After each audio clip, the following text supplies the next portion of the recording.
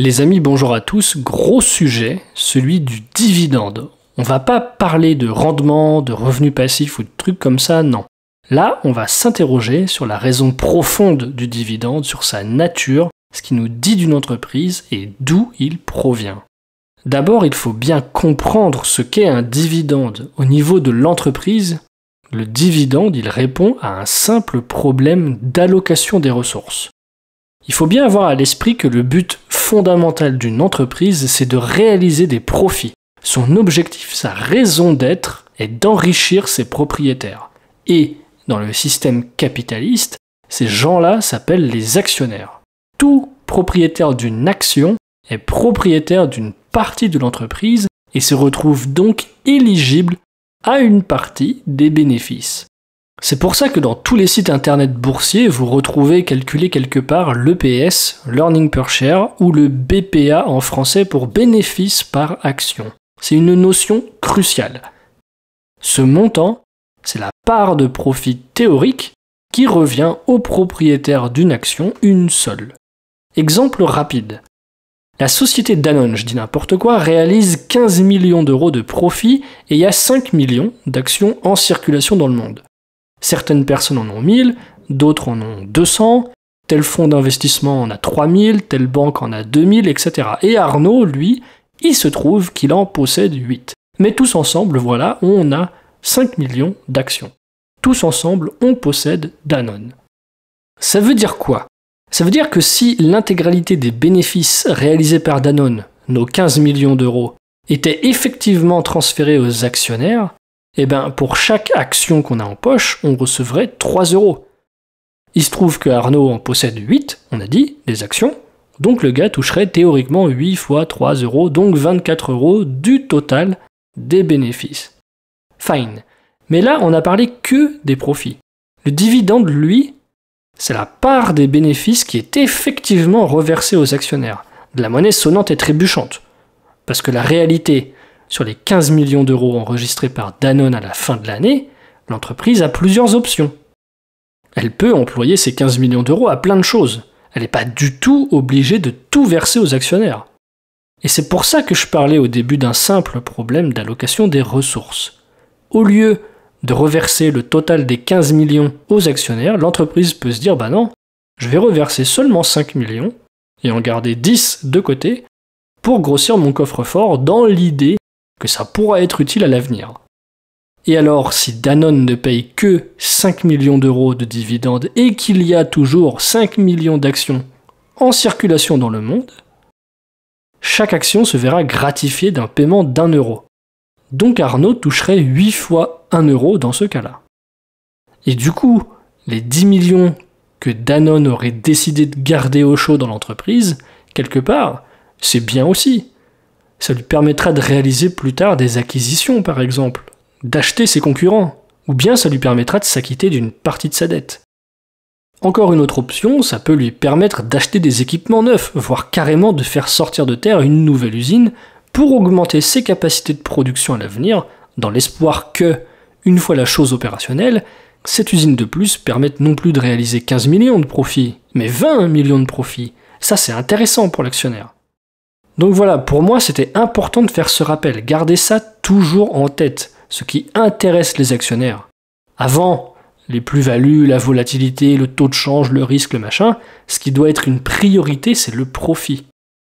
Une fois qu'on a dit ça, on en déduit que le fait de verser un dividende, c'est juste une option dans un panel de décisions possibles. C'est ni bien ni mal, c'est carrément neutre.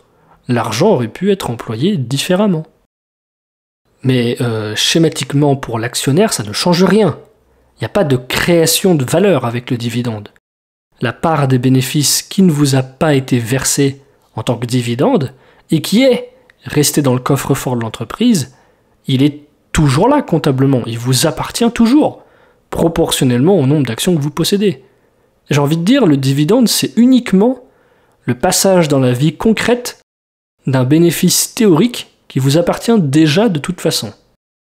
Par contre, si dans l'absolu ça change rien, le versement ou non d'un dividende, en termes de valeur pour l'actionnaire, ce dividende ou cette absence de dividendes, ça nous renseigne sur l'entreprise. C'est une excellente mesure, retenez ça, de la maturité d'une entreprise. Généralement parlant, on dit d'une boîte qui verse peu de dividendes qu'elle cherche à se développer. Elle préfère garder l'argent à l'intérieur de l'entreprise pour le réinvestir, acheter de nouveaux équipements, construire de nouvelles usines, je disais, faire plus de recherche et développement, des projets de croissance, quoi. Alors qu'à l'inverse, plus une entreprise a tendance à reverser une grosse part des profits aux actionnaires, plus ça veut dire qu'elle a peu de place pour se développer, que son business est mature, que ça sert à rien de conserver l'argent en interne, autant le reverser directement aux actionnaires puisque de toute façon ils y sont éligibles à cette part des bénéfices. Exemple très concret, une société comme Carrefour qui est déjà au max en France, partout il y a des magasins Carrefour, dans toutes les villes du pays, ça n'aurait pas de sens qu'elle conserve l'intégralité des bénéfices réalisés pour elle en se disant qu'elle va ouvrir un nouveau parking géant avec son centre commercial en périphérie d'Orléans, alors qu'il y en a déjà un. Ça tient pas debout, ça ferait doublon.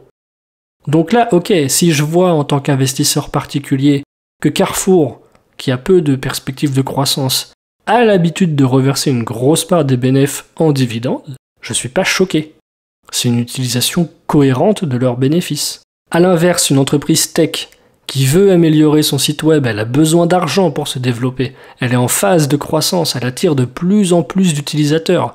Payer un dividende, c'est vraiment pas la priorité. Donc, tout ça étant dit, les amis, le fait de payer un dividende, pour nous, investisseurs, c'est pas un critère dans l'absolu. Enfin, ça ne nous permet pas de dire si telle entreprise est bonne ou mauvaise. C'est ni positif, ni négatif.